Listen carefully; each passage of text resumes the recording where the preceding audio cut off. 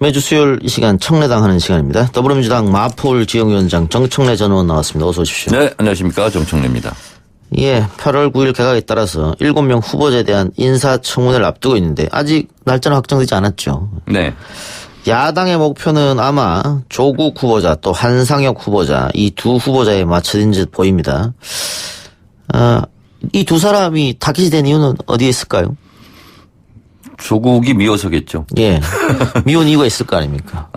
원래, 어느 정권이든 간에 민정수석은 네. 원래 야당의 공격 목표, 타겟이 되곤 했죠. 조국 전 수석도 예외 없이 그랬었고요. 또 하나는, 조국을 때려서 문재인 대통령을 멍들게 하라. 예. 이런 전략이 있지 않나 이런 생각이 좀 들고요. 그리고 또 하나는 다른 수석과는 달리 조국 전 민정수석이 비교적 활발하게 정치적 주장을 펼쳤었죠. 예. 그것이 야당을 아프게 한 부분이 있었을 거고요. 그래서 아마 조국 법무부 장관 내정자를 집중적으로 공격하고 있는 것 같은데 결과적으로 보면 조국만 키워주는 그런 꼴이 되지 않을까 이런 생각을 하고요. 오히려 키워줄 것이다. 네. 한상혁 방통위원장 후보자 같은 경우는 아마 시민운동단체 민원연 공동대표였던 것이 야당으로서는 좀 눈의 가시가 아닐까 그런 생각을 합니다. 눈의 가시라는 것은 구체적으로 어떤 걸 뜻할까요? 민주언론 시민운동연합, 언론개혁에 앞장섰던 대표적인 시민단체죠. 거기에 몸담았던 전력, 아무래도 자유한국당 등 야당으로서는 좀 불편한 과거 이력이겠죠. 지금 한상혁 후보자가 가짜뉴스를 제재하겠다. 이렇게 이야기하기도 했고요. 또 후보자가 이제 방송통신위원장이 되면은 종편 제어가 문제도 앞에 남아있고 또 방송국 중간 광고 문제도 있고 이렇거든요. 그게 그 야권에서는 조금 불편할 수도 있겠네요. 우선 표현의 자유와 가짜뉴스는 구분해야 되는 거죠. 예. 허위사실을 유포하면 선거 때 하면은 의원직 상실형이 되는 거거든요. 예. 그것은 범죄죠. 표현의 자유라는 합법적인 것과 허위사실 유포, 가짜뉴스라는 불법적인 요소는 구분해서 봐야 된다. 이게 하나 있고요.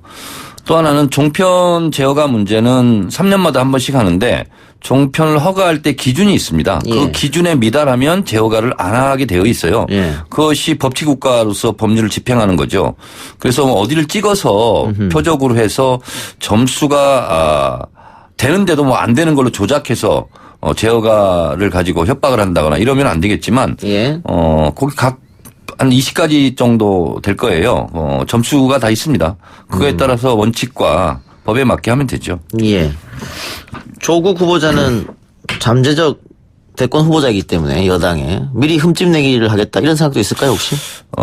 미리 밝기 이런 거일 수 있겠고요. 그리고 지난 연말 12월 30일 날 운영위에 조국 민정수석이 당시 출석을 했지 않습니까? 근데 대체적으로 그때 나경원 원내대표를 비롯해서 한 방은 없고 헛방만 있었다.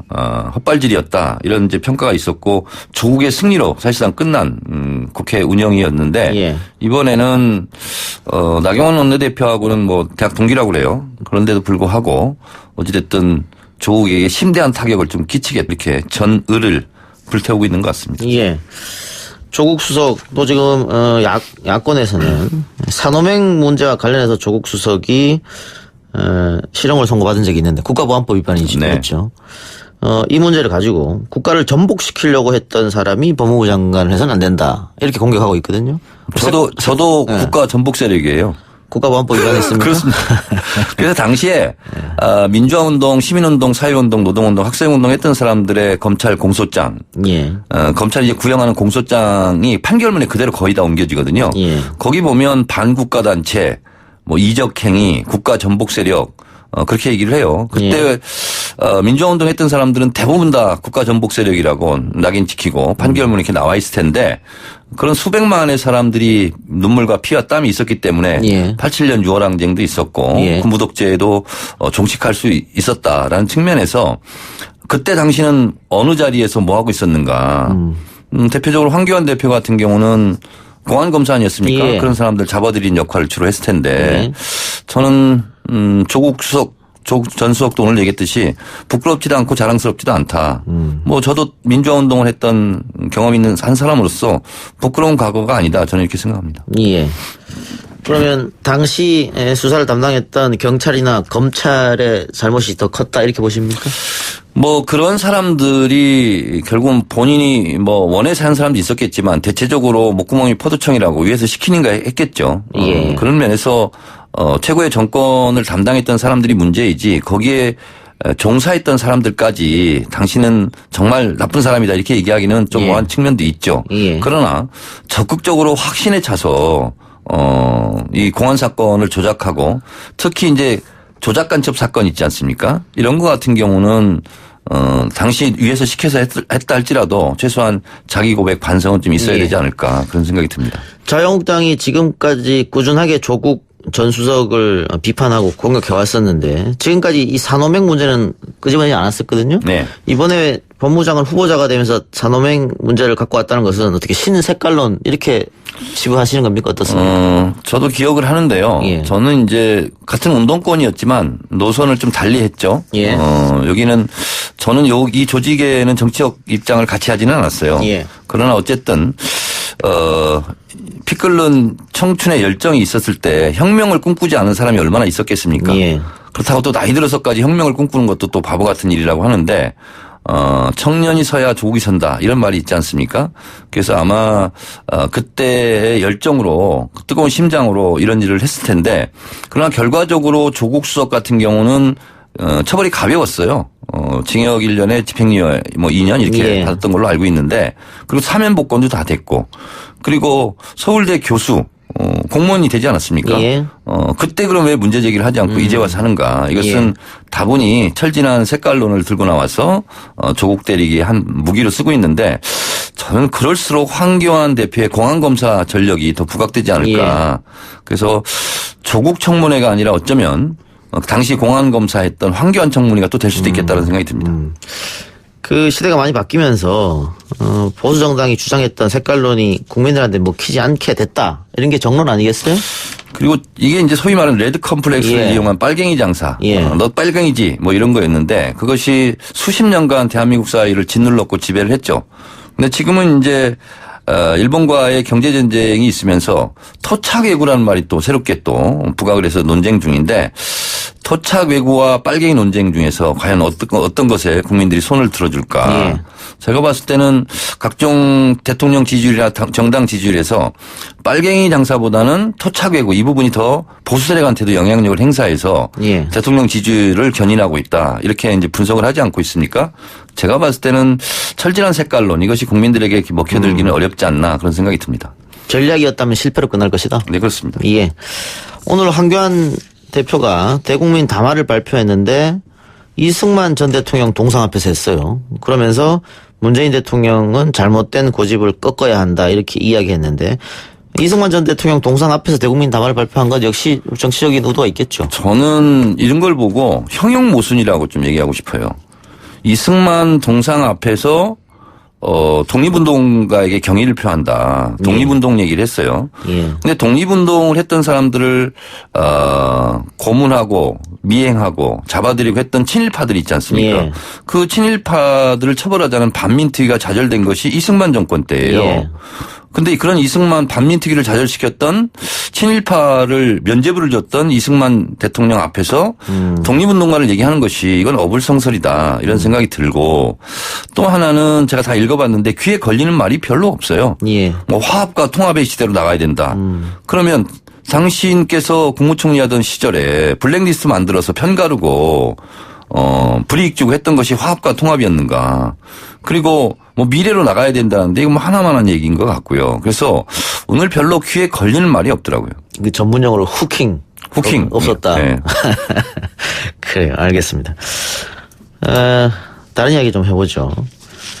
그 손혜원 의원과 박지원 의원의 신경전이 다시 불붙었다. 오늘 뭐 인터넷 포털에도 이 기사가 많이 읽은 기사에 계속 올라오던데 손혜원 의원이 박지원을 향해서 80세의 사선의 꿈을 이루려 한다. 박지원이 다시 모욕적이다 이렇게 맞받았거든요. 이 두 사람이 이렇게 설전 벌이는 건 처음 있는 일은 아니고 아마 목포에서 있었던 일 때문에 그런 거겠죠. 네, 그러겠죠. 예. 근데 저는 뭐 나이가 많다 적다 뭐 그렇기 때문에 정계 은퇴를 해야 된다 말아야 된다 하는 주장을 저는 하고 싶지는 않습니다. 다만 지역구 목포의 민심이 어떻게 예. 결정을 하겠죠. 근데 이제 김대중 대통령 뭐 서거 몇 주년 됐지 않습니까? 올해가 이제 10주년인가요? 10주기입니다. 예. 근데 김대중 대통령이 후배 정치인들에게 정치쟁의를 할 거면 정치하지 말라. 그런 얘기를 했다는 거예요. 4번, 5번 국회의원 했는데 특별한 의미도 없고 업적도 없다면 그런 사람들은 정치하면 안 된다. 예. 그런 얘기를 했는데 정치하는 저희 후배들로서는 되새겨 봐야 될 그런 말씀이 아닌가 그런 생각이 듭니다. 박지원은 그만해야 된다 이 말씀입니까? 아니 저는 그런 얘기 안 했습니다. 계속 하십시오. 예. 손혜원 의원은 본인은 뭐 다음 총선에 나가지 않겠다 이런 얘기를 했습니다. 네네. 그런데 꾸준하게 목포에 나가는 거 아니냐 뭐 이런 얘기도 나오고 있더라고요. 출마는 하지 않되 선한 영향력은 행사하고 싶다. 그리고 특히 목포 같은 경우는 괜찮은 후보가 있다면 유세차를 타고 돕고 싶다. 이런 얘기를 했었죠. 민주당 후보를 돕겠다는 겁니까 그 얘기는? 네, 그렇습니다. 예. 알겠습니다. 그건 뭐 시간이 지나면 알게 될 테니까요. 한반도상 관련해서 정 전 의원이 지난주에 와서도 또 쏠 수도 있다고 얘기했는데 네. 계속 쏘고 있어요. 네, 계속 쏩니다. 그런데 쏘는 건 쏘는 건데 우리 정부를 향한 비난이 너무 독해졌다. 네. 그래서 문재인 대통령과 청와대가 굉장히 곤혹스러워한다 이런 얘기 들리거든요. 북한이 잘 못하고 있는 거예요, 이거는. 예. 사실은 문재인 대통령 대한민국 정부의 입지를 좁혀 놓는 거거든요. 그렇죠. 그랬을 때 중재자 역할을 하기가 좀 어렵죠, 이렇게 되면. 예. 그래서 북한이 그런 부분은 좀 자제해 줬으면 좋겠고. 예. 지금 계속 미사일을 쏘는 것은 핵무기를 철거했을 때, 없앴을 때, 그럼 재래식 무기 가지고 군사 대칭을 맞춰야 되거든요. 예. 근데 남한과 북한의 군사비, 국방비가 거의 50대 1이거든요. 많이 차이 나죠. 네. 그러니까 핵을 빼버리면 재래식 무기 같은 경우는 사실은 게임이 안 되는 상황이 돼버리거든요. 예. 그렇기 때문에 재래식 무기를 개발해서 핵이 철거됐을 때를 대비하자 이런 차원이 하나 있는 것 같고요. 또 하나는 신형 무기, 뭐 이스칸데로 한번 떨어지다가 다시 올라가는 예. 그런 신형 무기를 이제 개발했는데 실험 발사의 의미도 있고 또 하나는 좀 사납게 남쪽 정부를 공격하는 것은 예. 북미 대화, 남북 대화가 머지않아 있다 이런 시그널로 저는 익힙니다. 그런데 어쨌든 야당에서도 당연히 이 문제 가지고 우리 정부를 또 송타하고 있거든요. 우리 정부는 호구 아니냐 뭐 이런 얘기까지. 우리는 이럴 때는 어떻게 해야 됩니까? 그러니까 2017년 11월 29일 날 ICBM을 발사하고 나서 곧바로 한 달 후에 이제 남북 대화를 제안하고 평창올림픽 참여하고 뭐 이렇게 하지 않았습니까? 예.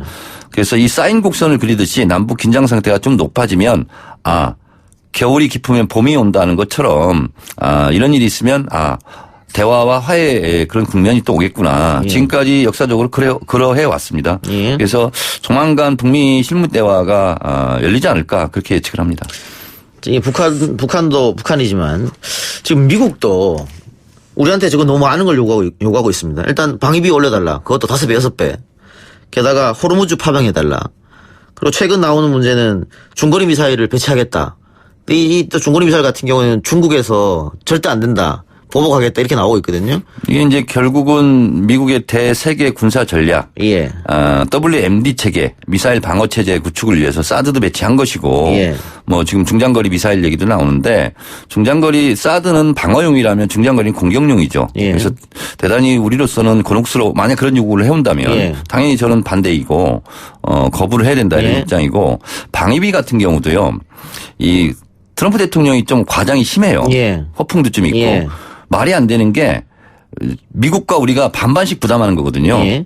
그래서 우리가 1억 390억 1조 390억 정도 했는데 곱하기 2 하면 그게 주한 미국 이제 비용이라는 거죠. 근데 갑자기 5배 이렇게 막 올라가는 건 아니지 않습니까? 그래서 그건 과도한 것이고. 협상을 시작도 안 했는데 다 협상했다고 그렇습니다. 그러고. 예. 그리고 원래 주한 미군 주둔에 관한 지협정, 한미 행정협정 5조 1항에 보면 91년까지는 사실은 우리는 시설과 부지만 제공하기로 돼 있고 비용은 현금으로 지불하지 않기로 돼 있는데 그것도 미국이 요구해서 우리가 어쩔 수 없이 이제 방위비 분담을 하기 시작했는데 그래서 한미 행정협정 5조 1항의 특별 예외 조항으로 지금 방위비 분담 협정을 하는 거거든요.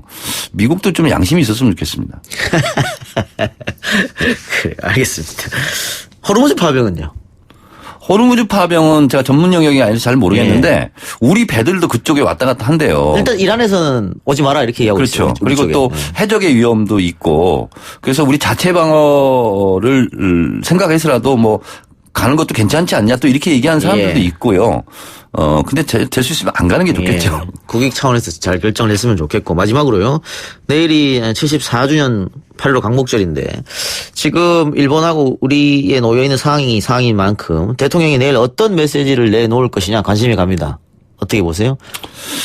8.15 광복절 경축사는 대체적으로 남북 관계에 대한 획기적인 무슨 제안 이런 게 좀 있겠고요. 그리고 지금은 특별한 시기 경제 전쟁 중이기 때문에 순국 선열 독립 애국지사들 얘기 이런 얘기를 좀 많이 하지 않을까. 그러면서 민족 혼, 민족 정기 그리고 독립운동 정신 이런 것을 굉장히 강조하지 않을까 그런 생각이 듭니다. 알겠습니다. 정 의원님 다음 주에 뵙겠습니다. 수고하셨습니다. 네, 고맙습니다.